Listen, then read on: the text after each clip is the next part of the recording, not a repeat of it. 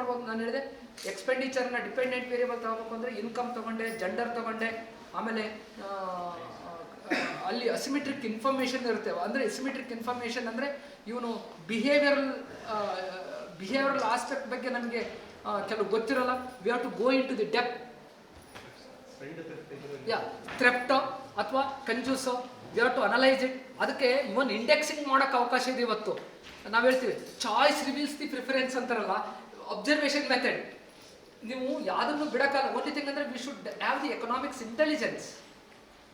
Economic intelligence ಅನ್ನು ಹೊಂದಿರಬೇಕು. ನೀವು ಆ ಬಿಹೇವಿಯರ್ನ ಅಬ್ಸರ್ವ್ ಮಾಡಬೇಕು. Because choice reveals natural settings ಅಲ್ಲಿ ಅಬ್ಸರ್ವ್ ಮಾಡಬೇಕು. ನಾಟ್ ಆನ್ ಅನ್ಯಾಚುರಲ್ ಕಂಡೀಷನ್ ಅಂತ ಹೇಳಿದೆ ನಾನು.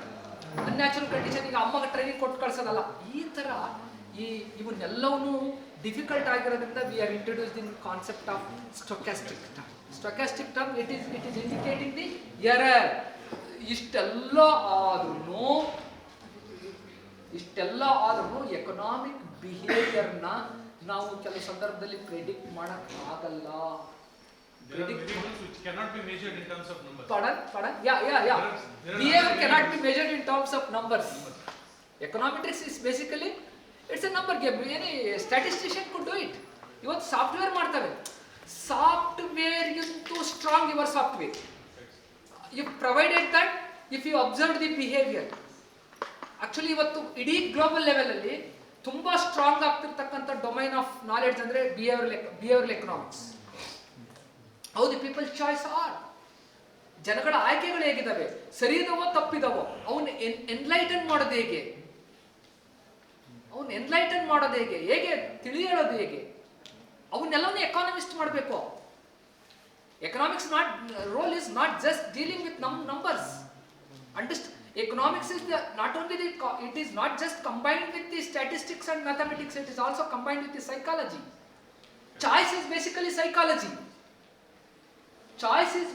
psychology. ಹೇಗೆ ಆಯ್ಕೆ ಮಾಡ್ಕೊಳ್ತಾರೆ, ಏನ್ ಬೇಕು ನಿನ್ಗೆ, ಯಾವ್ದ್ರ ಖುಷಿ ಆಗ್ತದೆ, ನಿನ್ಗೆ. ನಾನು ಇದನ್ನು ಆಗತಾನೆ ಹೇಳ್ತಿದ್ದೆ. ನಾನು ಇವತ್ತು ಆಗತಾನೆ ಹೇಗೆ ಹೇಳ್ತಿದ್ದೆ ನಾನು, ಇಟ್ಸ್ ಎ ಕೈಂಡ್ ಆಫ್, ನಾನು marriage has lead to so many jobs ಅಂತ ಹೇಳಿದೆ. ಇವತ್ತು ಜನಕ್ಕೆ ಏನ್ ಬೇಕು ಅಂಡರ್ಸ್ಟ್ಯಾಂಡ್. ಇವತ್ತು ಈ ಕೆಲವರು ಯೂಟ್ಯೂಬರ್ಸ್ ಆದ್ರೆ ಕೋಟಿ ದುಡಿತಾರೆ.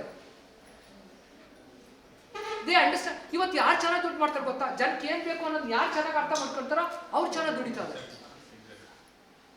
ಜನಕ್ಕೆ ಏನ್ ಬೇಕು, ಒಬ್ಬ ಎಂತೆಂಥ ಯೂಟ್ಯೂಬರ್ ಬರೀ ಒಬ್ರು ಅಡಿಗೆ ಮಾಡೋರು ನನ್ನ ಒಂದು ರೆಸಿಪಿ ಬಗ್ಗೆ ಎನ್ಲೈಟನ್ ಮಾಡಿ ಕೋಟಿ ದುಡ್ಡು ಮಾಡ್ತಾರೆ. ಬ್ಯೂಟಿಷಿಯನ್ ಆಗಿ ನೀವು ಹಿಂಗೆ ಬ್ಯೂಟಿ ಮಾಡ್ಕೋಬೇಕು ಅನ್ನೋದು ಹೇಳಿ ಕೋಟಿ ದುಡ್ಡು ಮಾಡ್ಕೊಳ್ತಾರೆ. ಹೆಲ್ತ್ ಟಿಪ್ಸ್ ಕೊಟ್ಟು ದುಡ್ಡು ಮಾಡ್ಕೊಳ್ತಾರೆ. ನೀವು ಎಕನಾಮಿಟ್ರಿಕ್ಸ್ ಹೇಳಿದ್ರೆ ಯಾರು ಬರಲ್ಲ. ಎಕನಾಮಿಟ್ರಿಕ್ಸ್ ನನ್ನ ಶಿಷ್ಯ ಒಬ್ಬ ಭಾಳ ಎಕನಾಮಿಟ್ರಿಷಿಯನ್ ಅದಾನೆ, ತುಂಬ strong econometrician. You create your own YouTube ಅಂದೆ. ಸರ್ ನಮ್ಮ ದೇಶದ ಜನ ನೋಡಲ್ಲ ಸರ್. ಕಷ್ಟ ಆಗಿರೋ ಸಬ್ಜೆಕ್ಟ್ನ ಕನೆಕ್ಟ್ ಮಾಡ್ಕೊಂಡು ನಿಮ್ಮನ್ನೆಲ್ಲ ನಗ್ತಾ ಪಾಠ ಮಾಡ್ಕೊಂಡು ಕರ್ಕೊಂಡು ಹೋಗ್ಕೊಂಡು ನಾನು ಇನ್ನು 10 ನಿಮಿಷ ಮಾತಾಡಿದ್ರೆ ಎಲ್ಲ ನಿದ್ದೆ ಮಾಡ್ಬೇಕು. ಇದೇ ಸಬ್ಜೆಕ್ಟ್ನ ಈಗ ನಮ್ಮ ಇಲ್ಲಿ ಇದು ನಾನು ಕಾಂಬಿನೇಷನ್ ನೋಡ್ಕೊಂಡು ನಾನು to be a good teacher, ಇಲ್ಲಿ ಏನೋ ಸಮಥಿಂಗ್ ಇದೆ ಅಂತ ನಮ್ಮ ಮೇಡಮ್ಗೂ ಬರ್ಬೇಕು. ನಮ್ಮ ಹಿಸ್ಟ್ರಿ ಮೇಡಮ್ ಅವರು ಇದ್ದಾರೆ ಇಲ್ಲಿ. See there is something I connected ಅನ್ನಂಗೆ. I want to reach all. ಬರೀ ನಿಮ್ಮ ಹುಡುಗರಿಗೆ ಪಾಠ ಮಾಡೋ ಸ್ಟೈಲ್ ಬೇರೆ.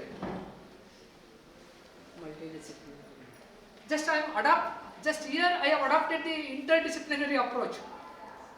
I bring in everything here now, not just the analytical technique.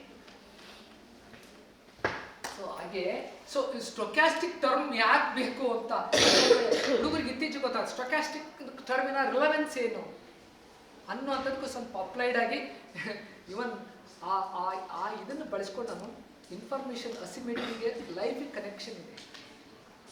Life and information asymmetry.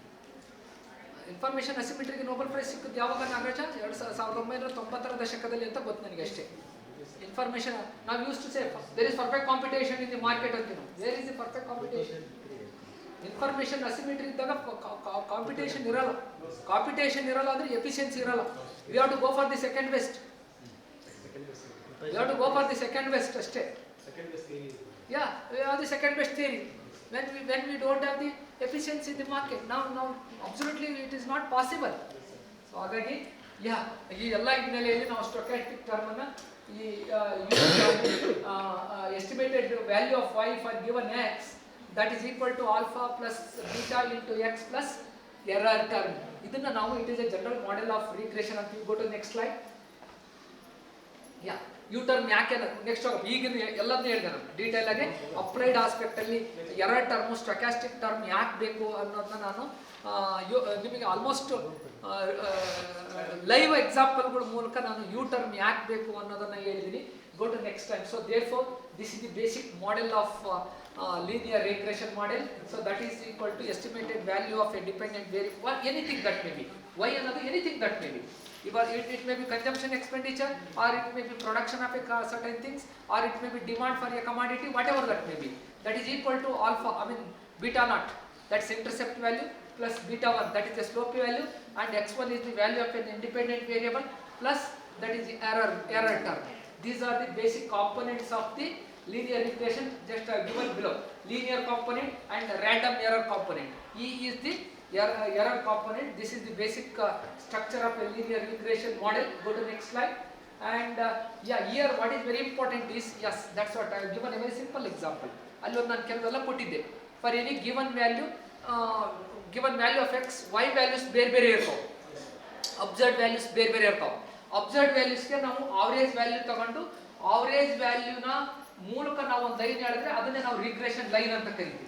ಆ ಲೈನ್ ಅನ್ನು ತಗೊಳ್ರಿ. ಇಲ್ಲಿ ನೀವು ಅಬ್ಸರ್ವ್ ಮಾಡ್ರಿ. Say for example, I think I want to show it because otherwise it is not that relevant. See here, say let us say this is an observed value. This is an actual observed value. This dot shows the value of a observed value of a dependent variable for a given value of independent variable. This observed value ಅಂತ ಅಂದ್ಕೊಳ್ಳೋಣ. ನೀವೇನಾದ್ರು ಈಗ observe value ಇದಕ್ಕೆ estimated value ಏನಾಗಿರುತ್ತೆ for any ಯಾವ್ದಾರ x value ಇಷ್ಟಿದೆ ಅಂದ್ರೆ regression line ಇಲ್ಲಿ ಹೋಗಿದೆ ಅಂದ್ರೆ average value or estimated value ಇಲ್ಲಿರುತ್ತೆ. This is observed value, this is estimated value. y cap, this is called y cap, this is actual y. Y minus y cap is what? Y minus y cap is error term. Exactly. Y minus y cap is equal to error term. Actually now if you take ಇಲ್ಲಿ ಇದು ನೀವು error term ಏನಂತೀವಲ್ಲ, ಈ error term ಇಡೀ linear regression ನ objective ಏನು ಅಂದ್ರೆ, yes there will be some, ಇದು this is positive error, this is negative error. See here ನೀವು y actual y minus y cap ತಗೊಂಡ್ರೆ ಪಾಸಿಟಿವ್ ಇರ್ತದೆ ವ್ಯಾಲ್ಯೂ, error term ಪಾಸಿಟಿವ್ ಇರ್ತದೆ. ಇಲ್ಲಿ ಏನಾಗಿರುತ್ತಮ್ಮ ನೆಗೆಟಿವ್ ಆಗಿರುತ್ತೆ. there will be some positive errors, there will be negative errors. ಆ positive negative just if you take the sum of errors ಏನಾಗುತ್ತಮ್ಮ ಅದು ಏನಾಗುತ್ತೆ ಹೇಳಿ, ಜೀರೋ ಆಗ್ಬೇಕು. ಕಡಿಮೆ ಆಗೋದು ಸ್ಕ್ವೇರ್ಸ್ ಅನ್ನ ತಗೊಂಡ್ರೆ, ಎರರ್ ಸ್ಕ್ವೇರ್ಸ್ ಅನ್ನ ತಗೊಂಡ್ರೆ ಏನಾಗ್ಬೇಕು ಹೇಳಿ, minimization of the error square is objective. Here ಆಗಲ್ಲ. ನೀವು ಬರೀ just if you take the sum of errors, positive errors negative errors ಅನ್ನ ಜಸ್ಟ್ ಸಿಂಪಲ್ ಆಗಿ ಆಡ್ ಮಾಡ್ತಾ ಹೋಗಿ ಸಮ್ ತಗೊಂಡ್ರೆ ಏನಾಗುತ್ತಮ್ಮ, ಜೀರೋ ಆಗುತ್ತೆ. ಸ್ಕ್ವೇರ್ ತಗೊಂಡ್ರೆ ದಟ್ ಶುಡ್ ಬಿ ಮಿನಿಮಮ್, ಎಷ್ಟಾಗುತ್ತೋ ಅಷ್ಟು ಮಿನಿಮಮ್ ಆಗಬೇಕು. So this is the major objective of estimation of the linear regression function. Go to next one. ಈಗಾಗಲೇ ಎಕ್ಸ್ಪ್ಲೈನ್ ಮಾಡಿದೆ. ಮುಂದೆ ಹೋಗಿ ನಾವು derivation of least square estimator ಅಂತೀವಿ. ಲೀಸ್ಟ್ ಸ್ಕ್ವೇರ್ ಎಸ್ಟಿಮೇಟರ್ ಅನ್ನೋದೇ ಶಬ್ದ ಏನಂದ್ರೆ y minus y cap is equal to error. That error squares ಅನ್ನ ಮಿನಿಮೈಸ್ ಮಾಡೋದೇ ಲೀಸ್ಟ್ ಸ್ಕ್ವೇರ್ ಎಸ್ಟಿಮೇಟರ್ ಅಂತ ಕರಿತೀವಿ ನಾವು. ಲೀಸ್ಟ್ ಸ್ಕ್ವೇರ್ ಅದಕ್ಕೆ ಆ ಕಾಂಟೆಕ್ಸ್ಟ್ ಅಲ್ಲಿ ನೋಡಿ ನಾನು E is equal to yi observed value of y estimated value of y that is equal to ಯಾಕೆ ಸಮ ಆಗಿರುತ್ತೆ, y observed value of y minus beta naught, ಸರಿ b naught ಅಥವಾ beta 1 ಅಂತಾನೂ ಕರಿತೀವಿ ನಾವು, ಬೇರೆ ಬೇರೆ ಹೆಸರು ಕರಿತೀವಿ. ಅಂದ್ರೆ intercept value plus slope value into independent value. So ಇದನ್ನ ಇದು ಏನು ತೋರಿಸುತ್ತೆ, ಎಸ್ಟಿಮೇಟೆಡ್ ವ್ಯಾಲ್ಯೂ ತೋರಿಸುತ್ತೆ. y minus estimated value that is equal to error. ಆ ಎರರ್ ನ ಮಿನಿಮೈಸ್ ಮಾಡೋದೇ ಲೀಸ್ಟ್ ಸ್ಕ್ವೇರ್ ಎಸ್ಟಿಮೇಟರ್ ಅಂತ ಕರಿತೀವಿ. Go to next slide. That's what I told. So positive error, negative error, ಇದು positive error, negative error. So if you take this up, that will be 0. Minimize square, SSE ಅಂದ್ರೆ error sum of squares ಅಂತ ಕರೀತಾರೆ. ಇದಕ್ಕೆ ಈಗ S S E ಅಂತಂದ್ರೆ error sum of square ಅಂತ ಕರಿತೀವಿ. Error sum of square that must be ನೋಡಿ minimisation of sum of error squares. So ಅದಕ್ಕೆ y minimize y minus ಇದನ್ನೇ ಬೇರೆ ತರ ಬರೆದ್ರೆ y minus y cap that must be minimum square observed value minus estimated value square that must be minimum. So ಹಾಗಾಗಿ minimisation ಗೆ formula ಇದೆ. So ಇದನ್ನ estimate ಮಾಡಿ ನಾವು ಈ ತರ ನಾವು ನಾರ್ಮಲ್ ಕೊಡಿ ನಾವು ಸುಮ್ಮನೆ ಸಿಂಪಲ್ ಆಗಿ ಏನು ಮಾಡ್ಬಿಡ್ತೀವಿ ಲೀಸ್ಟ್ ಸ್ಕ್ವೇರ್ ಎಸ್ಟಿಮೇಟರ್ ಅಂತೀವಿ. ಲೀಸ್ಟ್ ಸ್ಕ್ವೇರ್ ಎಸ್ಟಿಮೇಟರ್ ಅಂದ್ರೆ ಅದು sum of y n into a plus b into sum of x. ಇಲ್ಲಿ ಏನಿಲ್ಲ ನಾವು ಫಾರ್ಮುಲಾ ಏನಿಲ್ಲ ನಾವು ಫಾರ್ಮುಲಾ ಏನಂತ ಬರೀತೀವಿ ಅಂತಂದ್ರೆ y is equal to a plus bx ಅಂತ ಬರೀತೀವಲ್ಲ ಅದಕ್ಕೆ ನೋಡಿ we just take the first y is equal to a plus bx ಅಂತ ಬರೀತೀವಲ್ಲ ಅದಕ್ಕೆ ಸಮೇಷನ್ ತಗೊಂಬಿಡಿ sum of y sum of a ಅಂತ ತಗೊಂಡ್ರೆ ಎಷ್ಟು ಸರಿ ಒಂದು ಕಾನ್ಸ್ಟೆಂಟ್ ಅನ್ನ ತಗೊಳ್ಳೋದು ಅಷ್ಟೇನೆ n into a ಅಂದ್ರೆ ಸರಿ ಅಷ್ಟೇನೆ n into a ಅಂದ್ರೂ ಅದೇ ಬರುತ್ತೆ plus b into sum of x b into sum of x. So ಅದನ್ನ ಸಮೇಷನ್ ತೆಗೆಯೋದ್ರ ಮೂಲಕ ಫಸ್ಟ್ ಈಕ್ವೇಷನ್ ಬಂತು. ಆಮೇಲೆ ಆ y is equal to a plus bx ಗೆ multiplied by independent variable x y into x yx sum of yx a into x a into sum of x plus b into sum of x square. That is the formula. So sum of y is equal to n into a plus b into summation x. That's one normal equation. ಇನ್ನೊಂದು normal equation summation y into x is equal to a into sum of x plus b into sum of x square. I think ಈ context ಹೆಂಗ್ ಬಂತು list square estimator ಅಂತ ಯಾಕೆ ಅಂತೀವಿ ಅಂತ ಅರ್ಥ ಆಯ್ತಾ ಸ್ವಲ್ಪ? ಓಕೆ, ಇದಕ್ಕೆ ನಾವು ಈ ಕಾರಣಕ್ಕೋಸ್ಕರ ಇದನ್ನ ಟೂ ಮಚ್ ಇದು it is the mathematical foundation. ಇಲ್ಲಿ ಸ್ವಲ್ಪ ಇಷ್ಟು ಮ್ಯಾಥಮೆಟಿಕ್ಸ್ ಬೇಕಷ್ಟೇ. ಇದಕ್ಕೆ ಯಾಕೆ ನಾವು ಲೀಸ್ಟ್ ಸ್ಕ್ವೇರ್ ಎಸ್ಟಿಮೇಟರ್ ಅಂತ ಅಂತೀವಿ ಅಂದ್ರೆ ಆ ಲಾಜಿಕ್ ನಿಮ್ಗೆ ಅರ್ಥ ಆದರೆ ಸಾಕು. ಸೊ ಹಾಗಾಗಿ this simple narration let us go to the next line. Yeah just ಇದನ್ನ ಎರರ್ ಟರ್ಮಿನಲ್ ಹೇಳಿದ್ದೀನಿ. ನೆಕ್ಸ್ಟ್ ಹೋಗ್ಬಿಡು ಅಜಂಪ್ಷನ್ಸ್ ಇದನ್ನೇ ಸ್ಕಿಪ್ ಮಾಡಕ್ಕೆ ಹೋಗಿ ನೆಕ್ಸ್ಟ್ ಹೋಗ್ಬಿಡು. ಯಾ ನಾವು ಇಲ್ಲಿ ಸಿಂಪಲ್ ಆಗಿ ಇಲ್ಲಿ ಏನಪ್ಪಾ ಅಂತಂದ್ರೆ ನಾನು I taken an example least square estimator ಅಂತ ಹೇಳಿದ ಮೇಲೆ ಈ ಲೀಸ್ಟ್ ಸ್ಕ್ವೇರ್ ಎಸ್ಟಿಮೇಟರ್ ಅನ್ನ ನಾವು ತಗೊಂಡ್ರೆ ಇದನ್ನ ಒಂದು we shall try to analyze with an numerical example just to avoid more of boring to you. As I already mentioned, since it is a heterogeneous group, just I am trying to follow middle path. Middle path andre I want to reach maximum number of the participants here. That's my ultimate, ಯಾವಾಗ ಅಷ್ಟೇನೆ ನಾವು error minimization ಅಂದ್ರೆ maximize my reach to audience here.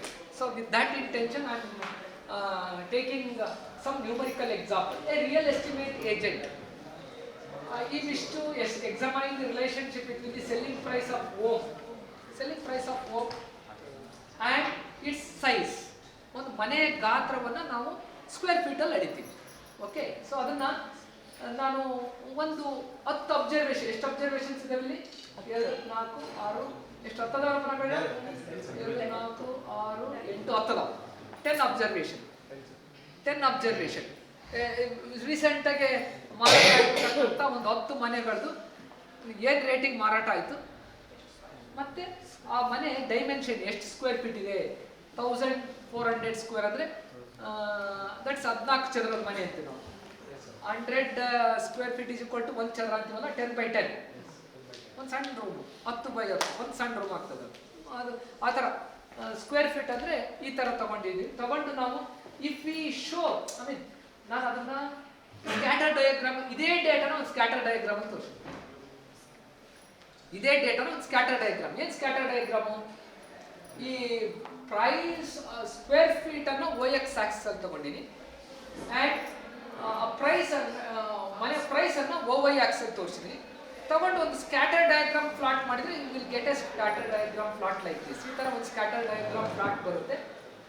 Dependent variable ಇಲ್ಲಿ obviously price of the home, independent variable size of the home in square feet ಎಷ್ಟು ಬರುತ್ತೆ. ಇದನ್ನ ಹಿಂಗೆ ತಗೊಂಡ್ರೆ let us go to next slide. ಇದಕ್ಕೆ ನೋಡಿ ಆಕ್ಚುಲಿ ವಿತ್ ಇನ್ 1 ಸೆಕೆಂಡ್ ಅಲ್ಲಿ we can estimate this value. ನಾವು ಮ್ಯಾನ್ಯುಯಲಿ ಲೆಕ್ಕ ಹಾಕೋದು ಬೇರೆ. ನಾವು 1990 ಮೇಡಮ್ ಒಂದು ಏನಾದರೂ 10 ಇಂಡಿಪೆಂಡೆಂಟ್, ಇವತ್ತು ಒಂದು ಡಿಪೆಂಡೆಂಟ್ ವೇರಿಯಬಲ್ ಇದ್ದು ಸುಮಾರು 18 ಇಂಡಿಪೆಂಡೆಂಟ್ ವೇರಿಯಬಲ್ ಇದ್ದು 1000 ಅಬ್ಸರ್ವೇಷನ್ ಅದಾವೆ ಅಂದ್ರೂ within 1 minute V can estimate the regression line by using Excel only, not even advance. ಆಮೇಲೆ ಮಧ್ಯಾಹ್ನ ತೋರಿಸ್ತೀನಿ ಸಿಂಪಲ್ ಆಗಿ ಇದೇ ಥರ ಎಕ್ಸಾಂಪಲ್ ತಗೊಂಡು ಎಕ್ಸೆಲಲ್ಲಿ ಹೇಗೆ ಎಸ್ಟಿಮೇಟ್ ಮಾಡಬೇಕು ಅನ್ನೋದನ್ನ ನಾನು ನಿಮಗೆ ಮಧ್ಯಾಹ್ನ ಸೆಷನಲ್ಲಿ ತೋರಿಸ್ತೇನೆ. ಯಾಕೆಂದರೆ ಅಟ್ಲೀಸ್ಟ್ ಯಾರೋ ದೇರ್ ಮೇ ಬಿ ಮೆನಿ ಇಲ್ಲಿ there are already mentioned it is heterogeneous group. Simple ಆಗಿ ಒಂದು ಬೇರೆ ಎಕ್ಸಾಂಪಲ್ನ ನಾವು ಹೆಂಗೆ ಎಸ್ಟಿಮೇಟ್ ಮಾಡ್ಬೋದು, ಹೇಗೆ ಅದನ್ನ ಇಂಟರ್ಪ್ರಿಟೇಷನ್ ಮಾಡಬೇಕು. ಇದು ಎಕ್ಸೆಲ್ ಔಟ್ಪುಟ್. ಇದೇ ಡೇಟಾನ ಎಕ್ಸೆಲ್ ಫೀಡ್ ಮಾಡಿ we have estimated this regression line. Regression output is like this. ಇದ್ರಾಗ ಎಷ್ಟೊಂದು ರಿಸಲ್ಟ್ ಬಂದಿದೆ ನೋಡಿ. ನಾವು R square value, multiple R ಬಂದಿದೆ, ಆರ್ ಸ್ಕ್ವೇರ್ ವ್ಯಾಲ್ಯೂ ಬಂದಿದೆ, ಅಡ್ಜಸ್ಟೆಡ್ ಆರ್ ಸ್ಕ್ವೇರ್ ಬಂದಿದೆ, ಅನಾಲಿಸಿಸ್ ಆಫ್ ವೇರಿಯನ್ಸ್ ಬಂದಿದೆ, ಅದ್ರಾಗ ಎಸ್ಟಿಮೇಟೆಡ್ ವ್ಯಾಲ್ಯೂ ಆಫ್ ಎಫ್ ಬಂದಿದೆ. ಇದ್ರ ಬಹಳ ಇಂಪಾರ್ಟೆಂಟ್ ಏನಪ್ಪ, ಒಂದು intercept value a, intercept value ಇದೆ ಅಂದ್ರೆ ಇಂಟರ್ಸೆಪ್ಟ್ ವ್ಯಾಲ್ಯೂ 98.24 ಇದೆ. ಆಮೇಲೆ ಸ್ಲೋಪ್ ವ್ಯಾಲ್ಯೂ ಬಂದಿದೆ, ಸ್ಕ್ವೇರ್ ಫೀಟ್ ಇಂಡಿಪೆಂಡೆಂಟ್ ವೇರಿಯಬಲ್ಗೆ ಸ್ಲೋಪ್ ವ್ಯಾಲ್ಯೂ ಬಂದಿದೆ. ಅವುಗಳಿಗೆ ಸ್ಟ್ಯಾಂಡರ್ಡ್ ಎರರ್ ಇದೆ, ಆ ಸ್ಟ್ಯಾಂಡರ್ಡ್ ಎರರ್ ನಿಂತು ಎಸ್ಟಿಮೇಟೆಡ್ ಟಿ ವ್ಯಾಲ್ಯೂ ಬಂದಿದೆ. ಟಿ ವ್ಯಾಲ್ಯೂ ಬಂದಿದೆ ಅಂದ್ರೆ ಟಿ ವ್ಯಾಲ್ಯೂ ಏನಕ್ಕೆ ಅದು, whether that estimated coefficient is statistically significant or not ಅನ್ನೋದನ್ನ ನೋಡಕ್ಕೆ ನೋಡಿ. ನಾವು ಇದನ್ನ ಇದಕ್ಕೆ ರಿಗ್ರೆಷನ್ಸ್ ಅಲ್ಲಿ ಅಲ್ಲಿ ಬಂದಿದೆ ತೊಂದರೆ. ಹೌಸ್ ಪ್ರೈಸ್ ಅನ್ನ if you take it as Y, house price ಅನ್ನ ವೈ ಅಂತ ತಗೊಂಡ್ರೆ actually a is 98.24 plus slope value is 0.109 say for example, and this is x. X is size of the house, y is price of the house. Here the intercept is 98.24. ಒಂದು say 98,000 size ಒಂದು minimum 98,000. It is independent of the size of the house. That's independent. Actually, intercept ಅಂದ್ರೆ ಏನು? Can anyone define the concept of intercept? Intercept ಅಂದ್ರೆ ಏನಮ್ಮ? ಹೇಳೋದಾದ್ರೆ ನೀವು student level ನೀವು ಹೇಳ್ಬೋದು. ಏನು ಇಂಟರ್ಸೆಪ್ಟ್ ವ್ಯಾಲ್ಯೂ ಅಂದ್ರೆ? ಏನಾರು ಹೇಳಿ. Sir, when independent variable is 0, sir. That's a value you can. Yeah, it's a value of dependent variable when the value of independent variable is 0. Independent value 0 ಇದ್ದಾಗ dependent variable ನ value ಏನಿರುತ್ತೆ ಅನ್ನೋದನ್ನ intercept ಅಂತ ಕರೀತೇವೆ. ಅದು ಹೇಗಿರುತ್ತೆ ನೋಡಿ, it is simple. ಈಗ ಇದು ರಿಗ್ರೆಷನ್ ಲೈನ್ ಅನ್ನ if you take OX house price OY ಅಂತ ತಗೊಂಡ್ರೆ that regression line will be something like this for this context. Value of this house price when the actual ಆಗಿ real ಆಗಿ ಇರಲ್ಲ, it's an estimation process I tell you. ಏನಾದ್ರು 0 square feet ಇರೋದು ಏನಾದ್ರು ಮನೆ ಇರ್ತದೆ 0 ಸ್ಕ್ವೇರ್ ಫೀಟ್. ಈಗ ಉದಾಹರಣೆಗೆ ನಾನು ಇಲ್ಲಿ ಕನ್ಸಂಪ್ಷನ್ ಎಕ್ಸ್ಪೆಂಡ್, ನಾನು ಒಂದು ಉದಾಹರಣೆಗಳು. ಈಗ OX ಅನ್ನ ನಾನು ಇನ್ಕಮ್ ಲೆವೆಲ್ ಅಂತ ತಗೊಂಡಪ್ಪ, ಕನ್ಸಂಪ್ಷನ್ ಎಕ್ಸ್ಪೆಂಡಿಚರ್ ಅನ್ನು OY ಆಕ್ಸಿಸ್ ತಗೊಂಡೆ. ಆಗ ಇಂಟರ್ಸೆಪ್ಟ್ ವ್ಯಾಲ್ಯೂ ಏನಾಗಿರುತ್ತೆ? ಅದು ಇಂಟರ್ಸೆಪ್ಟ್ ವ್ಯಾಲ್ಯೂನ ಯಾರಾದ್ರೂ ಡಿಫೈನ್ ಮಾಡೋಕ್ಕಾಗುತ್ತಾ? ಹೇಳಿ ನೋಡೋಣ ಏನಾಗುತ್ತೆ. ನಾನು ಹೇಳಿದ ಕಾಂಟೆಕ್ಸ್ಟ್ ಅರ್ಥ ಆಯ್ತಾ? ಆದ್ರೆ ಹೌದು ನಿಜ. ಅದಕ್ಕೆ ಒಂದು ಕಾನ್ಸೆಪ್ಟ್ ಇದೆ ಎಕನಾಮಿಕ್ಸ್ ಏನಂತೀವಪ್ಪ ನಾಗರಾಜ್? Sir, intercept is 0. ಅಲ್ಲ, ನಾನು ಎಕ್ಸಾಂಪಲ್ ತಗೊಂಡು ಗೊತ್ತಾಯ್ತಾ? Yeah exactly. ಏನು ಇನ್ಕಮ್ ಲೆವೆಲ್ ಅನ್ನ ನಾನು OX ಆಕ್ಸಲ್ ತಗೊಂಡು ಎಕ್ಸ್ಪೆಂಡಿಚರ್ ಅನ್ನ OY ಆಕ್ಸಲ್ ತಗೊಂಡ್ರೆ ಆಗ ಇಂಟರ್ಸೆಪ್ಟ್ ಏನು ತೋರಿಸುತ್ತೆ? ಆ ರಿಗ್ರೆಷನ್ ಅನಾಲಿಸಿಸ್ಗೆ ಇಂಟರ್ಸೆಪ್ಟ್ ಏನು ತೋರಿಸುತ್ತೆ ಅಂದ್ರೆ ಆಟೋನಮಸ್ ಕನ್ಸಂಪ್ಷನ್ ಅಂತ ತೋರಿಸುತ್ತೆ. ಆಟೋನಮಸ್ ಕನ್ಸಂಪ್ಷನ್ ಅಂದ್ರೆ ಏನು? Autonomous consumption is something which is independent of the income level. Which is independent of income level. ಅಂದ್ರೆ independent of income level ಅಂದ್ರೆ ಏನು? ಹಂಗಂದ್ರೆ ಏನಂದ್ರೆ ಈಗ ನಾನು ಒಂದೇ ಒಂದು ವಿಷಯ, ದುಡ್ಡಿಲ್ದ ಸತ್ತೋಕಾರ, ದುಡ್ಡಿಲ್ದ ಸಾಯ್ತಾರ, ಏನು ದುಡ್ಮೇನೆ ಇಲ್ಲಪ್ಪ, ಹೆಂಗ್ ಬದುಕ್ತಾರೆ? ನಾವು ಬರೀ ಮ್ಯಾಥಮೆಟಿಕಲ್ ತಗೋಬೇಡಿ, ಅಲ್ಲೇ ಪ್ರಾಬ್ಲಮ್ ಆಗೋದು. ಯಾವತ್ತು ಎಕನಾಮಿಕ್ಸು ಮ್ಯಾಥಮೆಟಿಕ್ಸು ಸ್ಟ್ಯಾಟಿಸ್ಟಿಕ್ಸಿನ ಮಿಶ್ರಣ ಹೆಂಗಿರ್ಬೇಕು ಅಂದ್ರೆ ಹಾಲು ಜೇನಾಗಿರ್ಬೇಕು, ಬೆರ್ತಿರ್ಬೇಕು, ನೀರು ಎಣ್ಣೆ ಆಗಬಾರ್ದು. ನೀರು ಎಣ್ಣೆ, ಯಾವ ಎಣ್ಣೆ? ನಾನು ಒಳ್ಳೆ ಎಣ್ಣೆ ಕೊಬ್ಬರಿ ಎಣ್ಣೆ ಅದು ಹೇಳಿದ್ದು. ನೀರು ಎಣ್ಣೆ ಈ ಗಂಡು ಮಕ್ಕಳು ಸಾಯಂಕಾಲದ ಎಣ್ಣೆ ಅಲ್ಲ. ಗಂಡು ಮಕ್ಕಳು ಸಾಯಂಕಾಲದ ಎಣ್ಣೆ ಆದ್ರೆ ನೀರು ಸಾಯಂಕಾಲದ ಎಣ್ಣೆ ಕರೆಕ್ಟಾಗಿ ಮಿಕ್ಸ್ ಆಗುತ್ತೆ. ಅಂದ್ರೆ ನೀರು ಕೊಬ್ಬರಿ ಎಣ್ಣೆ ಹಾಕಿದ್ರೆ ಏನಾಗುತ್ತೆ ಹೇಳಿ? ಮಿಶ್ರಣ ಆಗಲ್ಲ ಕಣ, ಮಿಶ್ರಣ ಆಗಲ್ಲ. ಏನಾಗುತ್ತೆ? ನೀರು ಕೆಳಗಿರುತ್ತೆ, ಎಣ್ಣೆ ಮೇಲೆ ತೇಲ್ತಾರೆ. ಯಾಕಂದ್ರೆ ಎಣ್ಣೆದು ವೆಯ್ಟು ಕಡಿಮೆ, ಹಾಗಾಗಿ ತೇಲ್ತಾ ಇರುತ್ತೆ. ನಮ್ಮ ಪ್ರಾಬ್ಲಮ್ ಅದೇ ಆಗ್ತಿರೋದು. ಎಕನಾಮಿಕ್ಸ್ ನಲ್ಲಿ ನನ್ನ ಅನುಭವ ಹೆಂಗಪ್ಪ ಅಂತಂದ್ರೆ, ಈ ಹುಡುಗರು ಯಾವ್ದಾದ್ರು ಒಂದು ಮ್ಯಾಥಮೆಟಿಕಲ್ ಎಕನಾಮಿಕ್ಸ್ ಅಂತ ಇಟ್ರೆ ಅದನ್ನ ಒಂದು ಸಪರೇಟ್ ಪೇಪರ್ ಆಗಿ ಅಲ್ಲಷ್ಟೇ ಕಲಿತಾರೆ. ಮೈಕ್ರೋ ಎಕನಾಮಿಕ್ಸ್ ತರದೇ ಇಲ್ಲ. ಅದೇ ರೀ ನೀವು ಎಕನಾಮಿಕ್ಸ್ ಇದ್ದೀರಿ. ಆಕ್ಚುಲಿ ನಾನು ಇವತ್ತು ಪಾಠ ಮಾಡ್ತಿರೋದು ಮಿಶ್ರಣ. ನಾನು ಇವತ್ತು ಪಾಠ ಯಾಕೆ ಮಾಡ್ತಾ ಇದ್ದೀನಿ? ಎಲ್ಲಿ ಏನೋ ಹೇಳ್ತಾರೆ, ಏನೋ ಹೇಳ್ತಾರೆ. ನಾನು I brought asymmetric information to regression. I brought everything here. ಈಗ ನಾನು ಇದನ್ನೇ ಹೇಳಿದ್ದು, ಆಟೋನಮಸ್ ಕನ್ಸಂಪ್ಷನ್ ಇಲ್ಲಿ ತಂದೆ ನಾನು.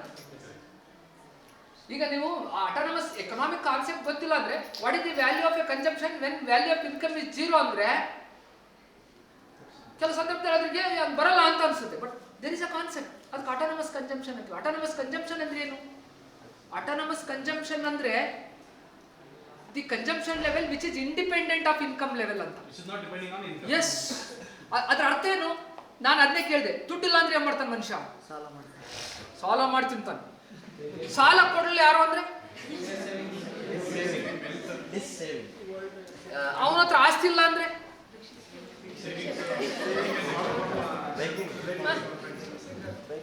ಈಗ ನೋಡಪ್ಪ, ಕುಡಿಯೋದು ಕಲ್ತು ಬಿಡ್ತಾರಪ್ಪ. ಅದು ದಟ್ಸ್ ಆಲ್ಸೋ ಎಕನಾಮಿಕ್ ಬಿಹೇವ್. ಕುಡಿಯೋದು ಕಲ್ತು ಬಿಡ್ತಾನೆ. ದುಡಿಮೆದ್ರೆ ದುಡ್ಕಂದು ಕುಡಿತಾನೆ. ದುಡಿಮೆ ಇಲ್ಲ ಅಂದ್ರೆ ನಾವು ಹಣ ಯಾವ ಬಂದ್ರಿ ಹಣ ಇವ್ರು ಊರಿಗೆ ಹೋದ್ರೆ, ಹಳ್ಳಿಗೆ ಹೋದ್ರೆ ಹಣ ಯಾವ ಬಂದ್ರಿ? ಅಕ್ಕ ಚೆನ್ನಾಗಿದಾರ? ಪಾಪು ಚೆನ್ನಾಗೈತಾ? ಎಲ್ಲ ಮಾತಾಡಿಸಿ ಹೇಳು, ಹೃದಯ ಹೃದಯ ಕಿತ್ಕೊಂಬಂತೇನ ಅಂದಾಗ ಹಣ ಚೆನ್ನಾಗಿದ್ರೆ ಅಣ್ಣ ನೋಡ್ಕೊ, ಹಂಗೆ ಕೇಳ್ತಾರ ದಡ್ಡ. ಮತ್ತೆ ಅಷ್ಟೆಲ್ಲ ಕ್ಲೀನ ಪ್ರೀತಿಯಿಂದ ವಿಚಾರ ಮಾಡಿ ಅಲ್ಲ ಹಣ ಮತ್ತೆ ಬರಲ್ಲ ಅಂತ ನೋಡಿ. ಹಣ ಬರಲ್ಲ, ಭಾಳ ಕೇಳಿದಾರೆ ಅರ್ಥ. ಹಣ ಬರಲ್ಲ 3 ಸರಿ, ಒಂದ್ಸರಿ ಹಣ ಬರಲ್ಲ ಅಂತ ಕೇಳ್ತಾನೆ, ಏನೋ ರೆಸ್ಪಾನ್ಸ್ ಬರಲ್ಲ. ಮತ್ತೆ ಹಣ ಬರಲ್ಲ, ಏನು ಅರ್ಥ ಮಾಡ್ಕೋಬೇಕು ಅವರು?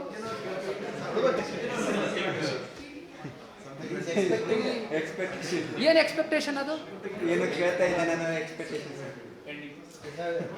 ಎಕ್ಸಾಕ್ಟ್ಲಿ. ನೀವು ಕರ್ನಾಟಕದಾಗ ಎಲ್ಲರ ಒಂದು ಇಲ್ಲಿನೂ ಲೇಟ್ ಆಯ್ತು, ಹಣ ಬರಲ್ಲ ಅಂದ್ರೆ ಅದ್ರ ಅರ್ಥ ಅಂದ್ರೆ ಸ್ವಲ್ಪ ಆಯ್ತು ತಗೊಳ. ಆಕ್ಚುಲಿ ಕೇಳದಲ್ಲೇ ಕೊಟ್ಟರೆ ಟಿಪ್ಸು. ಎಂತೆಂಥ ಶಬ್ದಗಳಿದಾವ ಗೊತ್ತಾ? ನೀನು ಹೋಟ್ಲಾಗೆ ಬಿಲ್ಲಿಗೆ ಕೊಟ್ಟರೆ ಬಿಲ್ಲು, ಅದ್ರ ಮೇಲೆ ಕೊಟ್ಟದ್ದು ಟಿಪ್ಸು. ತಲೆ ಕೆರ್ಕಣ ಕೊಟ್ರೆ ನೀವು ಕುಡಿಯಕ್ಕೆ ಕೊಡೋದು ಅಂತ ಅರ್ಥ. ಹಣ ಬರಲ್ಲ ಅಂದಾಗ ಇರ್ಲಿ, ನೀನು ಕಾಮನ್ ಸೆನ್ಸ್ ಇರೋನಾದ್ರೆ ಪರ್ಸ್ ತೆಗೆದು ಅವ್ನು ಸ್ಟ್ಯಾಂಡರ್ಡ್ ನೋಡ್ಕೊಂಡು 50 ರೂಪಾಯಿ ದಾನೋ ಇವ್ನು 100 ರೂಪಾಯಿ ದಾನೋ ಅಂತ ನೋಡ್ಕೊಂಡು 50 ರೂಪಾಯಿ ಕೊಟ್ಟೆ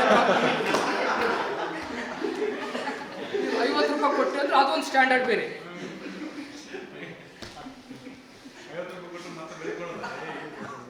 ಅದು ಬೇರೆ, ಅದು ನೆಕ್ಸ್ಟ್. ಕೊಟ್ಟರೆ ಅಂದ್ರೆ ಅವ್ನು ಅಲ್ಲೋ ಕುಡ್ದು ಅವನು ಅದನ್ನ ಇವ್ರದೇ 100 ರೂಪಾಯಿ ತಗೊಂಡು ಇವ್ರದೇ ಎಣ್ಣೆ ಸೇರಿಸ್ಕೊಂಡ್ಮೇಲೆ ಅಲ್ಲಿ ಬರೋ ಡೈಲಾಗ್ ಬೇರೆ. ಇಲ್ಲ ಅವು ಕಾಂಟೆಕ್ಸ್ಟಲ್ಲಿ ಅವಾಗ ಅವನು ಅದು ಏನ್ ಬೇಕಾದ್ರೂ ಆಗ್ಬೋದು. ನಮ್ಮ ಅಣ್ಣ ಅದನಪ್ಪ ದೇವ್ರಂತನಾದ್ರೂ ಅನ್ಬೋದು. ನಾನು ಅವ್ನಿಗೆ ಎಷ್ಟು ಹೆಲ್ಪ್ ಮಾಡಿದ್ದೆ, ಇಷ್ಟು ಹೆಲ್ಪ್ ಮಾಡಿದ್ದೆ, ಇವತ್ತು ಬೇಕಪ್ಪ ಬರೀ 100 ರೂಪಾಯಿ ಕೊಟ್ಟ. ಅದು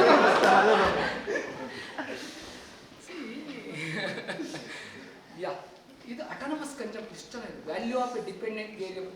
ಒಂದು ಇಂಟರ್ಸೆಪ್ಟಿವ್ ವ್ಯಾಲ್ಯೂಗೆ ಎಷ್ಟು ಬಿಹೇವಿಯರ್ ಕಾಂಪೋನೆಂಟ್ ಇದೆ ಗೊತ್ತಾ? So like that the intercept value ಏನಪ್ಪ ಅಂದ್ರೆ value of a dependent variable when the value of an independent variable is 0 ಅಂತ. ಅರ್ಥ ಆಯ್ತಾ? ಅದು ಮತ್ತೆ ಸ್ಲೋಪ್ ಏನು?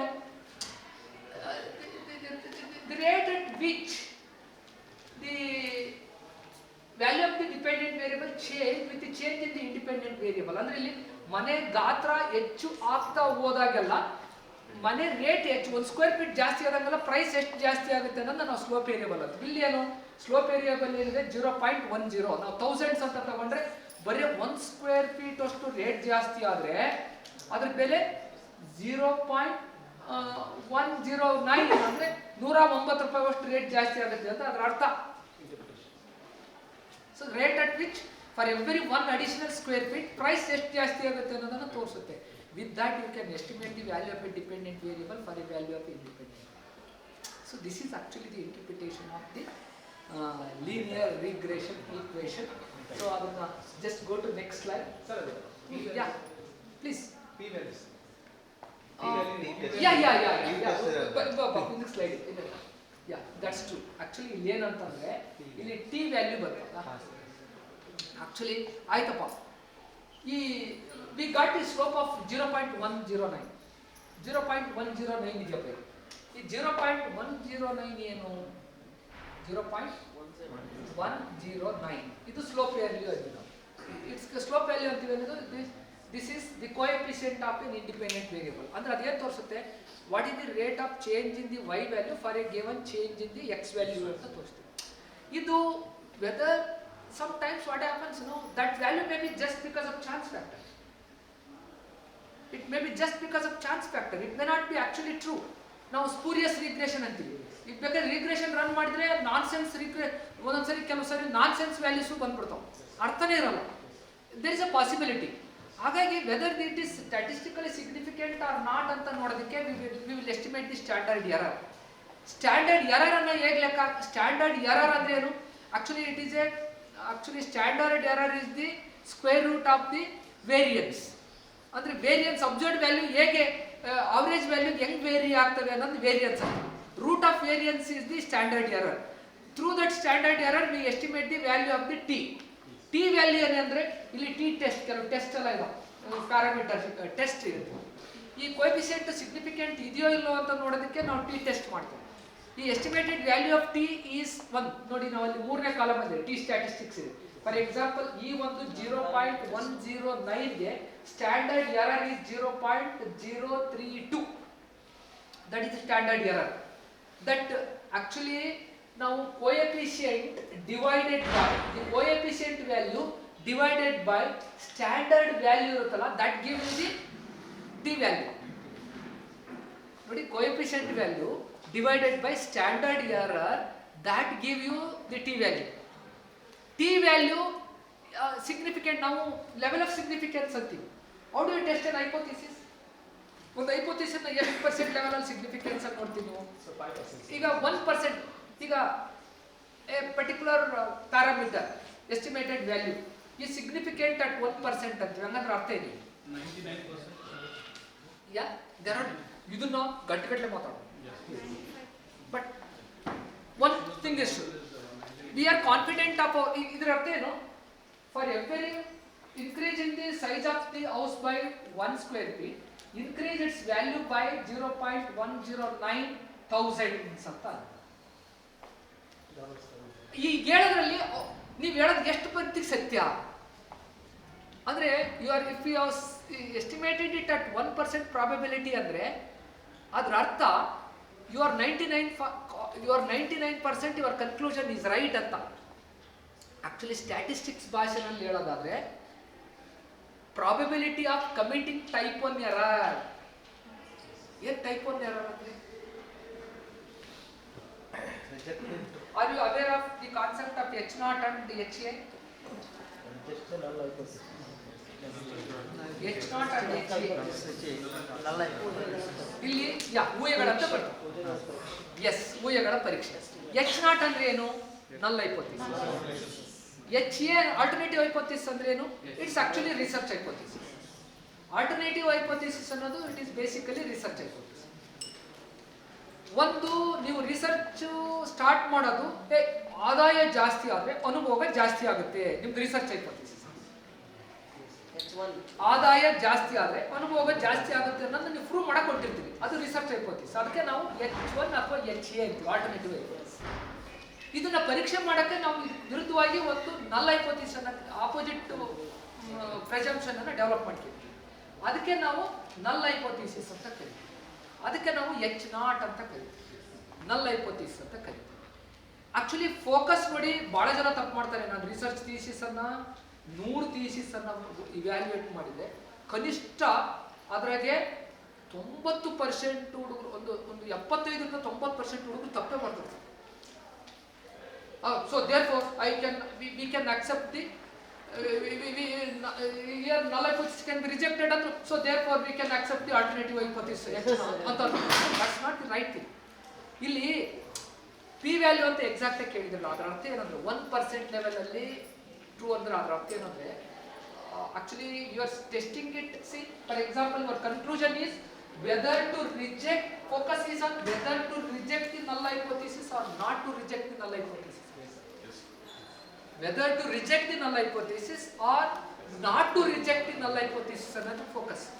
ಈಗ ನೀವು if you are rejecting ಅಂದ್ರೆ it is significant ಅಂದ್ರೆ rejecting null hypothesis. It is statistically significant ಅಂದ್ರೆ ಅದರ ಅರ್ಥ you are rejecting null hypothesis. At what percent? 1%. ಅಂದ್ರೆ 1% ಅಂದ್ರೆ ಏನು? ಆ ರಿಜೆಕ್ಟ್ ಮಾಡೋದ್ರಲ್ಲಿ there is a probability of risk by 1% ಅಂತ. ಅರ್ಥ ಏನು?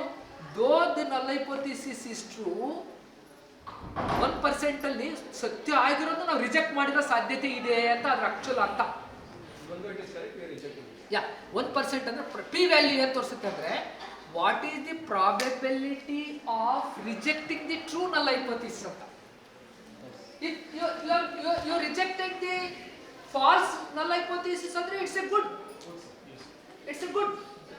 If ನೀವು null hypothesis ಟ್ರೂ ಆಗಿನೂ ರಿಜೆಕ್ಟ್ ಮಾಡಿರೋ ಸಾಧ್ಯತೆ ಕೆಲವು ಟೈಮ್ ಏನು ಅದು ಓನ್ಲಿ 1% ಪ್ರಾಬಬಿಲಿಟಿ ಇದೆ ಅಂತ. ಬಟ್ ಆಲ್ಟರ್ನೇಟಿವ್ ನಾವು ಏನು ಮಾಡ್ತೀವಿ, ಅವರ್ ರಿಸಲ್ಟ್ಸ್ ಆರ್ 99% ಕಾನ್ಫಿಡೆಂಟ್ ಅಂತ ಹೇಳ್ಬಿಡ್ತೀವಿ. ಶಂಕರ್ ಅಂತ ಹೇಳಿದಾಗ ಅದೇ ಆ್ಯಕ್ಚುಲಿ. ಆದರೆ ಟೆಕ್ನಿಕಲ್ ಮೀನಿಂಗ್ ಏನು ಅಂತ ನಿಮಗೆ ಭಾಳ ಜನ ಅಂದರೆ ಇಲ್ಲಿ ಅದು ಪ್ರಾಬಬಲಿ ಇಲ್ಲಿ ಪಿ ಜಿ ಸ್ಟೂಡೆಂಟ್ಸ್ಗೆ it may above their level. ಅವ್ರಿಗೆ ಸ್ವಲ್ಪ ನನಗೆ ಹೇಳೋದು ಅಂತ 2-3 ನಿಮಿಷ ಏನು ಹೇಳ್ತಾರ ಸರಿ ಏನೇನೋ ಹೇಳ್ತಾ ಇದಾರೆ ಅನ್ಸ್ಬಿಡ್ತಾರೆ. ಎಷ್ಟು ಇನ್ನೇನು ಗೊತ್ತಾಗ ಹೈಪೋಥಿಸಿಸ್ ಅಂದ್ರೆ ಏನು, ನಲ್ ಹೈಪೋಥಿಸಿಸ್ ಅಂದ್ರೆ ಏನು, ಆಲ್ಟರ್ನೇಟಿವ್ ಹೈಪೋಥಿಸಿಸ್ ಏನು, ಪ್ರಾಬಬಿಲಿಟಿ ಅಂದ್ರೆ ಏನು ಅನ್ನೋ ಕಾರಣಕ್ಕೆ ಇದು ಸ್ವಲ್ಪ it's of higher order thinking. ಹಾಗಾಗಿ ಎಷ್ಟು ಅರ್ಥ ಆಗುತ್ತೋ ಅಷ್ಟು ಮಾಡ್ಕೊಳ್ಳಿ, ತಲೆ ಕೆಡಿಸ್ಕೋಬೇಡಿ. ಸೊ ಹಾಗಾಗಿ H0 ಅಂದರೆ ಆ ಥರ ಅರ್ಥ. ಪಿ ವ್ಯಾಲ್ಯೂ ಏನು ತೋರಿಸುತ್ತೆ ಅಂದರೆ probability of committing type 1 error. P ಅಂದರೆ what is the probability of rejecting the true null what is the probability of the rejecting the true null hypothesis ಅನ್ನೋದು ಪಿ ವ್ಯಾಲ್ಯೂ. P value 0.01%. 1% ಅಂದರೆ 99% your result are pakka. Say income level is increasing consumption expenditure. You are absolutely true to the extent of 99%. 1% ಹೇಳಕ್ಕಾಗಲ್ಲಪ್ಪ. ಯಾವಾಗಲೂ ಅಷ್ಟೇ ನಾವು ಲೈಫಲ್ಲಿ ಏನು ಹೇಳಕ್ಕಾಗಲ್ಲ. ಏನು ನಾವು ಹೇಳ್ತೀವಿ it's all probability indication. Probability indication ಅಂದರೆ ಅದಕ್ಕೆ ನಾವು ಸೈಂಟಿಫಿಕ್ ಅಪ್ರೋಚ್ ಅನ್ನೋದು ಅದಕ್ಕೆ ಅಷ್ಟೇ. To what extent you are right, to this extent I am right, ಆ ಥರದ್ದು ನಾವು ಹಂಗೆ ಹೇಳ್ತೇವೆ. ಸೊ ಅಯ್ಯಪ್ಪ ಪಿ ವ್ಯಾಲ್ಯೂ ಎಸ್ ಆಕ್ಚುಲಿ ಈಗ ನೋಡಿ 1990ರ ದಶಕದಲ್ಲಿ ಈ ಪಿ ವ್ಯಾಲ್ಯೂ ಅಪ್ರೋಚನ್ನು ಸೈನ್ಸ್ನವರು, ಮ್ಯಾಥಮೆಟಿಕ್ಸು, ಸ್ಟ್ಯಾಟಿಸ್ಟಿಕ್ಸ್ನವರು, ಬಯಾಲಜಿಕಲ್ ಸೈನ್ಸು, ಫಿಸಿಕ್ಸ್ನವರು ರಿಸರ್ಚ್ ಪೇಪರ್ ಮಾಡಿದ್ರೆ ಅವ್ರು ಪಿ ವ್ಯಾಲ್ಯೂ ಬಳಸೋದು. ಈಗ ಈ ಸಾಫ್ಟ್ವೇರ್ ಬಂದಮೇಲೆ ಲೆಕ್ಕ ಹಾಕಿದ್ಮೇಲೆ ಅದೇನು ಹಂಗೇನಿಲ್ಲ. ಈಗ ನೀವು ಸ್ಕೋಪಸ್ ಜರ್ನಲ್ಸು, ಬೇರೆ ಬೇರೆ ಅಡ್ವಾನ್ಸ್ಡ್ ಜರ್ನಲ್ಸ್ ಅನ್ನು ತಗೊಂಡ್ರೆ ಎಕನಾಮಿಕ್ಸ್ನವರು ಪಿ ವ್ಯಾಲ್ಯೂ ಬಳಸಕತ್ತಿದ್ದಾರೆ. ಈಗ economics is also becoming more like a physics. Only thing ಅಂದರೆ ನಾವು ನಮ್ಮ ಹುಡುಗರನ್ನ ಹೆಂಗಿದೆ ಗೊತ್ತಾ, ನಾವು ನಮ್ಮ ಹುಡುಗರನ್ನ ಹೆಂಗ್ ಗೊತ್ತಾ, ನಮ್ಮ ಹುಡುಗರು ಸಬ್ಜೆಕ್ಟ್ ಲೆವೆಲ್ಗೆ ಬರಲ್ಲ ಅಂದರೆ ನಾವು ನಮ್ಮ ಸಬ್ಜೆಕ್ಟನ್ನು ಹುಡುಗರ ಲೆವೆಲ್ಗೆ ತಗೊಂಡು ಹೋಗ್ತೀವಿ. ಯಾಕಂದ್ರೆ ಅವ್ರು ನಮ್ಮಲ್ಲಿ ಬರ್ಬೇಕು. ಈಗ ನಾವೇನೋ ಈಗ ನೋಡಿ, ನಾನು ಅದೇ ಸ್ಟಾರ್ಟ್ ಆಗಿದೆ. ನಾನು ಇವತ್ತು ಪಾಠ ಮಾಡೋ ಲೆವೆಲೇ ಬೇರೆ. ನಾನು ಹೆಂಗೆ ಇವತ್ತು ಪಾಠ ಮಾಡ್ತಿರೋ ಸ್ಟ್ರಾಟಜಿ ಹೇಗೆ, ಇಷ್ಟೊತ್ತಿಗೆ ಬೇರೆ ಮುಗಿಸಿ ಹೋಗಿತ್ತಿದ್ದೆ. ನಾನು ಈ ಸ್ಲೈಡ್ಸ್ ಮುಗಿಸಿದ್ದೆ, ಭಾಳ ಮುಗಿಸಿದ್ರು ಪರವಾಗಿಲ್ಲ, ನಮ್ಮ ಶಿಷ್ಯ ಮಾಡ್ತಾನೆ, ಆಮೇಲೆ ನೋಡೋಣ. I am trying to make it more simple. So but I am sure ಇನ್ಸೈಟ್ಸನ್ನು ಡೆವಲಪ್ ಮಾಡಬೇಕು. ಎಕನಾಮಿಕ್ಸ್ ಸಬ್ಜೆಕ್ಟ್ ಇರೋದು ultimate aim of the subject is to enable you to understand differently. ನಾವು ನೀವೇನು ಕಲ್ಸೋದು ಬೇಡ, ಅವ್ರು ಯೋಚನೆ ಮಾಡೋಕೆ ಕಲಿಸಿದ್ರೆ ಸಾಕು. ಇಲ್ಲ ಏನಾರು ಐ ಟು ಡೂ ಸಮಥಿಂಗ್ ಅಂತ ಒಳಗೆ ಗೀಳು ಬಂದರೆ ಸಾಕು. ನಾವು ಎಷ್ಟು ಕಲಿಸ್ತೀವಿ ಇವತ್ತೇನು ಈ ನಾನೇನು ರಿಕ್ರೇಷನ್ ಹೌ ಟು ಎಸ್ಟಿಮೇಟ್ ರಿಕ್ರೇಷನ್ ಫಂಕ್ಷನ್ ಅಂತ ಒಂದು ಯೂಟ್ಯೂಬಲ್ಲಿ ಹಾಕಿದ್ರೆ ಯಾರೋ ಒಬ್ರು ಭಾರಿ ಚೆನ್ನಾಗಿ ಲೆಕ್ಚರ್ಸ್, ಬಟ್ ಅನುಭವಗಳು ಸಿಗಲ್ಲ, ಇನ್ಸೈಟ್ ಸಿಗಲ್ಲ, ಎಕ್ಸ್ಪೀರಿಯನ್ಸ್ ಸಿಗಲ್ಲ. ಈ ಕಾಂಟೆಕ್ಸ್ಚುಲಿ ನಾನು ಒಂದೊಂದು ಕಾಂಟೆಕ್ಸ್ಟ್ ಬಂತು, ಪ್ರಶ್ನೆ ಹೆಂಗೆ ಬಂತು, ನಾನು ಹೆಂಗೆ ಉತ್ತರ ಹೇಳಿದೆ, out did I connected it, ಅವು ನಿಮಗೆ ಸಿಗಲ್ಲ. ಇನ್ನು ಹೈಪೋಥಿಸಿಸ್ ಅಂದ್ರೆ ಏನು, ನಲ್ ಹೈಪೋಥಿಸಿಸ್ ಯೂಟ್ಯೂಬಲ್ಲಿ ಕೊಡಬೇಕು, ಈಗ 100 ಕ್ಯೂ ಹಚ್ತಾವ. ಬಟ್ ಒಂದು ನಿಜ ಅಲ್ಲ, ಮೊದಲೆಲ್ಲ ಹೇಳೋದು tell me who are your friends, I tell you what you are. ನಿಮ್ಮ ಸ್ನೇಹಿತರು ಯಾರು ಹೇಳಿ ನಾನು ಹೇಳ್ತೀನಿ. ನಿಮ್ಮನ್ನ ಜೀವನದಾಗ ಅರ್ಥ ಮಾಡ್ಕೊಂಡ್ರೆ ಯಾರು ಚೆನ್ನಾಗಿ, ಯಾರಪ್ಪ ಭಾರಿ ಚೆನ್ನಾಗಿ ಅರ್ಥ ಮಾಡ್ಕೊಂತಾರೆ ನಮ್ಮನ್ನ? ಫ್ರೆಂಡ್ಸ್. ಹೇಳಪ್ಪ, ನಿಮಗೆ ನೀವೇ ಅರ್ಥ ಮಾಡ್ಕೋಬೇಕು ಅಲ್ವಾ? ನಿಮಗೆ ನೀವೇ ಅರ್ಥ ಮಾಡ್ಕೊ, ಅದು ಒಪ್ಕೊಳ್ಳೋಣ. ಆಮೇಲೆ ಮೊದಲೆಲ್ಲ ಹೇಳೋರು ಬೆಟರ್ ಆಫ್ ಅಂತ ಹೇಳ್ತೀನಿ, ಗಂಡ ಅರ್ಥ ಮಾಡ್ಕೊಂತ ಅರ್ಥ ಮಾಡ್ಕೊಂತಾರೆ. ನನ್ನ ಬಗ್ಗೆ ನಾನು ಅಜಂಪ್ಷನ್ ಇರ್ಬೇಕು, ನನ್ನ ಚೆನ್ನಾಗಿ ಅರ್ಥ ಮಾಡ್ಕೊಂಡ್ರೆ ಯಾರು ನಾನು ಹೇಳ್ತೀನಿ ಅಂತ ಸುಮ್ಮನೆ ಖುಷಿಗೆ ಅನ್ಕೋಬೇಕು, ಖುಷಿಗೆ ಅಷ್ಟೇ. ನಾನು ಹೇಳ್ತೀನಿ ನಾನು ಎಷ್ಟು ಅರ್ಥ ಮಾಡ್ಕೊಂಡಿನಿ, ನಾನು ಹೇಳ್ತೀನಿ ನಾನು ಅರ್ಥ ಮಾಡ್ಕೊಂಡ್ರೆ ಅಷ್ಟು ಯಾರು ಅರ್ಥ ಮಾಡ್ಕೊಂಡ್ರ ನಾನು ಸುಮ್ಮನೆ ಖುಷಿಗೆ ಅರ್ಥ ಮಾಡ್ತೀನಿ. ಕರೆಕ್ಟಾಗಿ ಹೇಳ್ತೀನಿ ಮೇಡಮ್, ನನ್ನ ಮೊಬೈಲ್ ನನ್ನ ಅರ್ಥ ಮಾಡ್ಕೊಂಡಂಗೆ ಬೇರೆ ಯಾರು ನನ್ನ ಮೊಬೈಲ್ ನನ್ನ ಅರ್ಥ ಮಾಡ್ಕೊಂಡಂಗೆ ಬೇರೆ. ನಾನು ಯಾರು ಒಂದು 2-3 ಸರಿ ನಾನು ಏನಾರು ಹುಡುಕಿದ್ದೆ ಅಂದ್ರೆ ಅವು ಯೂಟ್ಯೂಬಲ್ಲಿ ಅವೇ ಕ್ಯೂ ಹಚ್ಚಿರ್ತಾವೆ. ನೀವು ಬೇಕಾದ್ರೆ ಟ್ರೈ ಮಾಡ್ರಿ. ನೀವು how to estimate regression coefficient ಅಂತ ಒಂದು 3-4 ಹುಡುಕ್ರಿ. 4ನೇದು MLE ಹೆಂಗೆ ಎಸ್ಟಿಮೇಟ್ ಮಾಡ್ಬೇಕು, ರೀಕ್ರಿಯೇಷನ್ ರಿಲೇಟೆಡ್ ಎಲ್ಲ ಬಂದು ಕ್ಯೂ ಹಚ್ಚಿರ್ತಾವ. ನನಗೆ ಯಾವ್ದು ಬೇಕು ಯಾವ್ದು ಬೇಡ ಅಂತ ಅನ್ಬೇಕು, ಹಂಗೆ ಬಂದಿರ್ತಾವಲ್ಲ ಮೊಬೈಲ್. ಅದಕ್ಕೆ ನಾನು ಇವಾಗ ಹೆಂಗೆ ಕಲ್ಸಿಗೆ ಬರ್ತೇನೆ, tell me who are your friends, I tell you what your ಅಂತ. Give me your mobile opening the pattern. Mobile pattern open ಮಾಡಿ 5 ನಿಮಿಷ ಕೊಡ್ರಿ ನೀವು ಏನು ಅಂತ ನಾನು ಹೇಳ್ತೀನಿ.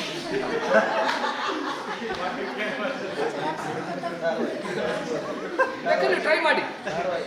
ನಿಮ್ಮ ಟೇಸ್ಟ್ ಏನು, ನಿಮಗೆ ಡ್ಯಾನ್ಸ್ ಇಷ್ಟನೋ, ನೀವು ಫುಡ್ಡಿನೋ. ಡ್ಯಾನ್ಸ್ ಇಷ್ಟಪಟ್ಟರೆ ಡ್ಯಾನ್ಸ ನೋಡಿರ್ತೀರಿ, ಫುಡ್ಡಿ ಆದರೆ ಹೆಂಗೆ ಅಡುಗೆ ಮಾಡ್ಬೇಕು ಅಂತ ನೋಡಿರ್ತೀರಿ. ನೀವು ಯೂಟ್ಯೂಬ್ ಲೈನ್ ತೆಗೆದು ನೋಡ್ಬಿಟ್ರೆ ಸಾಕಾದ್ರೆ ಏನೇನು ಕ್ಯೂ ಹಚ್ಚಿದಾವೆ ಅಂತ ಅದ್ರ ಮೇಲೆ ಗೊತ್ತಾಗ್ತದೆ ನನಗೆ ನೀವೇನು. ಮತ್ತೆ ಇನ್ನೊಂದು ನಾನು ಟೆಲಿ ಒಂದು ಆಶ್ಚರ್ಯ ಹೇಳ್ತೀನಿ. ಮೊನ್ನೆ ಯಾವುದೋ ಕೆಲಸದ ಒತ್ತಡದಲ್ಲಿ ಸ್ವಲ್ಪ ನನ್ನ ಮಗ ಡಾಕ್ಟ್ರು ಇಂಟರ್ನ್ಶಿಪ್ ಅಲ್ಲಿ ನಿನಗೆ ಯಾಕೆ ಲುಕಿಂಗ್ ಅಟ್ ಯು ಸ್ವಲ್ಪ your under stress, by BP check ಮಾಡೋಣ ಅಂತ BP ಚೆಕ್ ಮಾಡಿ ಸ್ವಲ್ಪ BP ಜಾಸ್ತಿ ಇತ್ತು. BP ಟ್ಯಾಬ್ಲೆಟ್ ಸ್ಟಾರ್ಟ್ ಮಾಡಿದೆ. BP ಯಾವುದೋ ಒಂದು ಕಡೆ ಹೋಗಿ BP ಮಾತ್ರೆ ತಗೊಂಡು ನನ್ನ ಮೊಬೈಲ್ BP ಮಾತ್ರೆ ತಗೊಂಡೆ, ನನ್ನ ಮೊಬೈಲ್ ಎಂಟ್ರ್ ಆಗ. ಅವಾಗಿಂದ ನನಗೆ ಬರೀ ಕಾರ್ಡಿಯಾಕ್ ಇಶ್ಯೂ ಇರೋವೇ ಬರ್ತದೆ. ಅವ್ರಿಗೆ ಅಡ್ವರ್ಟೈಸ್ಮೆಂಟು ನನಗೇನೋ ಯಾಜಕ್ ನಾನು ಹೃದಯ ರೋಗ ಇದೇ ನನಗೆ ನೋಟಿಫಿಕೇಶನ್ಸ್ ಬರ್ತಾವೆ. ನನಗೆ ಗೊತ್ತಾಗ್ತಾ ಅಲ್ಲೇ ನಾನು ಒಂದು ಸರಿ BP ಮಾತ್ರೆ ತಗೊಂಡಿದ್ದಕ್ಕೆ ಬಡಿ ಮಗ ನನ್ನ ನಂಬರ್ ಕೊಟ್ಟದ್ದಕ್ಕೆ ನನಗೆ ಈ ನಂಬರು ನನ್ನ BP ನನ್ನ ಹೃದಯ ರೋಗಸ್ಥ ಅಂತ ತಿಳ್ಕೊಂಬಿಟ್ಟತ್ತಲ್ಲ. ಆಕ್ಚುಲಿ ಹೃದಯ ರೋಗಸ್ಥ ಅಲ್ಲ. ಸರ್ಚ್ ಮಾಡೋದು ಬೇಡ. ಈಗ ನನ್ನ ಮೊಬೈಲ್ ಜೇಬ್ನಲ್ಲಿದ್ರೆ ನಾನು ಮಾತಾಡೋದು ನಮ್ಮ ಮೊಬೈಲ್ ಕೇಳ್ತಾ ಇದ್ರೆ ಸೇಮ್ ಅಡ್ವರ್ಟೈಸ್ಮೆಂಟ್. ಈಗ ಫಾರ್ ಎಕ್ಸಾಂಪಲ್ ನಾವು ನೀವು ಕುಂತ್ಕೊಂಡು ಯಾವುದೋ ಒಂದು ವಿಷಯ ಮಾತಾಡಿದ್ರೆ ನೆಕ್ಸ್ಟ್ ನಮ್ಮ ಫೇಸ್ಬುಕ್ ನಲ್ಲಿ ಅದು ಬರ್ತದೆ. Because that is each mobile is audio enabled ಇರ್ತವೆ. ನಾವು ಯಾರ ಜೊತೆಗೆ ಏನ್ ಮಾತಾಡ್ತೀವಿ ಸರ್ ಹೇಳಿದಾಗೆ ನಾವು ರಾತ್ರಿ 10 ಗಂಟೆಗೆ ಏನ್ ನೋಡ್ತೀವಿ 10 ಗಂಟೆಗೆ ಅವೇ ಬರ್ತವೆ ನಮ್ಮ ಮೊಬೈಲ್. ಅಲ್ಲ ಸರ್, ನಾನು ಹೇಳಿ ಕರೆಕ್ಟ್ ಸರ್. ಅಲ್ಲ ನಾನು ಸುಮ್ಮನೆ ನಾವು ನನ್ನ ಹೆಂಡತಿ ಚೆನ್ನಾಗಿ ಅರ್ಥ ಮಾಡ್ಕೊಂಡ್ರೆ ಎಷ್ಟು ಮೊಬೈಲ್ ಅರ್ಥ ಮಾಡ್ಕೊಂಡು ಸೋಷಿಯಲ್ ಮೀಡಿಯಾದಲ್ಲಿ ಎಸ್ಪೆಷಲಿ ಫೇಸ್ಬುಕ್ ಹೋದಾಗ 2400 ಇಂಡಿಕೇಟರ್ಗಳಿದೆ. ನಮ್ಮನ್ನ ಅರ್ಥ ಮಾಡ್ಕೊಳ್ಳಿಕ್ಕೆ ಸರ್ ಹೇಳ್ತಾ ಇದ್ರಲ್ಲ 2400 ಇಂಡಿಕೇಟರ್ಗಳಿದೆ ಅಂತ ನಮ್ಮನ್ನ ಅರ್ಥ ಮಾಡ್ಕೊಳ್ಳಿಕ್ಕೆ. ಅದರ ಆಧಾರದ ಮೇಲೆ ಅವ್ರು ಡಿಸೈನ್ ಮಾಡ್ತಾರಂತೆ ಯಾವ ಸೈಕಾಲಜಿಸ್ಟ್ ಮಾಡಿದ್ರೆ ಮೋರ್ ದನ್ 2004 ಇಂಡಿಕೇಟರ್ಗಳು ಬುಕ್ ಮಾಡಿದ್ದಾರೆ ಸೋಷಿಯಲ್ ಮೀಡಿಯಾದವರು ನೀವನ್ನ ಅರ್ಥ ಮಾಡ್ಕೊಳ್ಳಿಕ್ಕೆ. ಅದರ ಆಧಾರದ ಮೇಲೆ ಸರ್ ಹೇಳಿದಾಗೆ ನಾವು ನೀವೆಲ್ಲ ನಾವು ಬಹಳ ಚಂದ ಇಂಟರ್ನೆಟ್ ಮೊಬೈಲ್ ಎಲ್ಲ ನಾವ್ಯಾರು ಅಂದಂಗೆ ಈಗ ಸರ್ ಹೇಳೋದಕ್ಕೆ 1 ನಿಮಿಷ ಆ್ಯಡ್ ಮಾಡ್ತೀನಿ. ಈಗ ಇಂಟರ್ವ್ಯೂ ಎಲ್ಲ ಹೋಗ್ತೀವಿ ಅಲ್ಲ, ಇಂಟರ್ವ್ಯೂ ಹೋದಾಗ ಏನು ಕೇಳಲ್ಲಂತ ನೀವು ಸೋಷಿಯಲ್ ಮೀಡಿಯಾ ಎಕ್ಸಸ್ ಕೇಳ್ತಾರಂತೆ. ಅದರ ಆಧಾರದ ಮೇಲೆ ಇಂಟರ್ವ್ಯೂ ಮಾಡ್ತಾರಂತ ಈಗ ಜಗತ್ತಿನಲ್ಲಿ. ಮತ್ತೆ ಗಂಡು ನೋಡೋರು ಗಂಡು ಹೆಣ್ಣು ನೋಡೋರು ಮೊಬೈಲ್ ತಗೊಂಡೇ ನೋಡೋದು.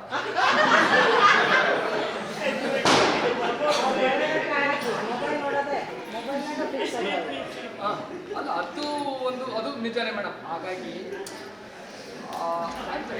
Thank you for supporting my view. Sir ಭಾಳ ತಾಂತ್ರಿಕವಾಗಿ ನನ್ನ ಸಪೋರ್ಟ್ ಮಾಡಿದ್ರು. ಹಾಗಾಗಿ ನೀವು ನಾನು ಯಾಕೆ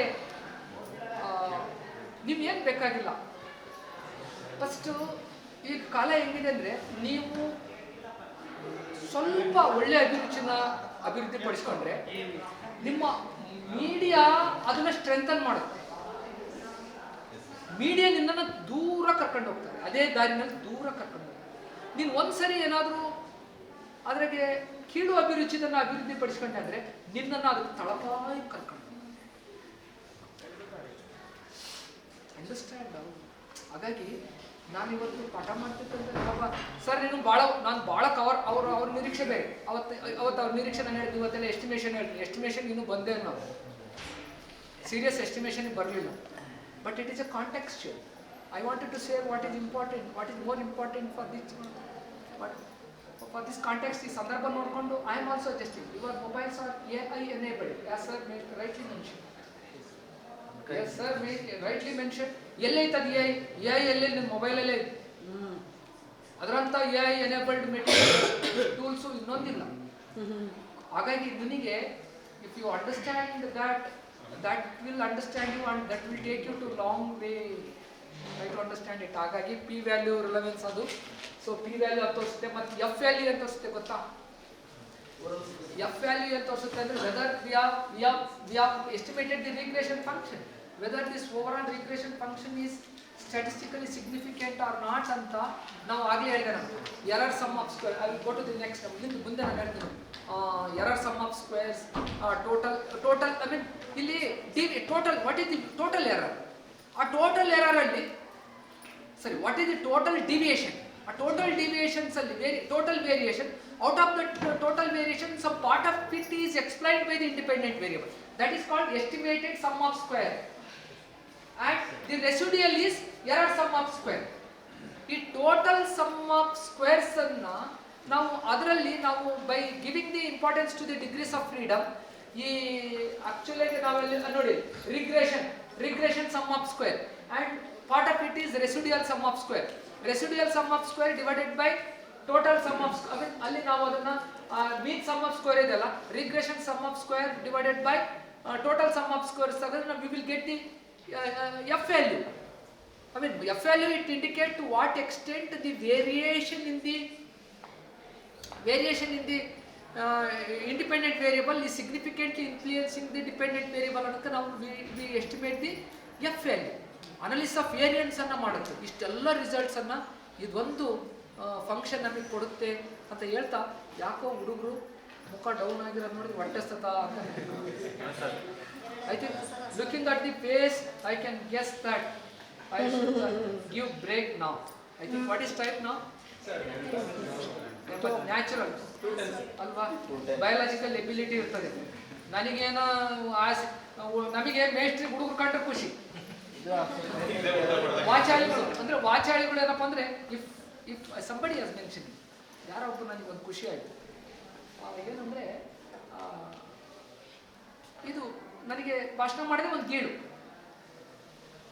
ನಮಗೆ ಚಟೇನು ಹುಡುಗರು ಕೇಳೋ ಸಿಕ್ಕರೆ ಸಾಕು, ಎಷ್ಟೊತ್ತಾದ್ರೂ ಮಾತಾಡ್ತಾರೆ. ಹಂಗ ನಮಗೆ ಟೈಮೇ ಗೊತ್ತಾಗಿಲ್ಲ.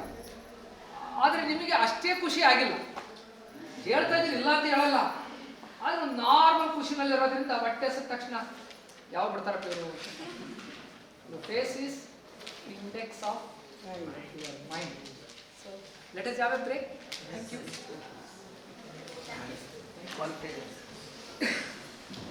ಎಷ್ಟು ಗಂಟೆ ಬರ್ತೀರಾ?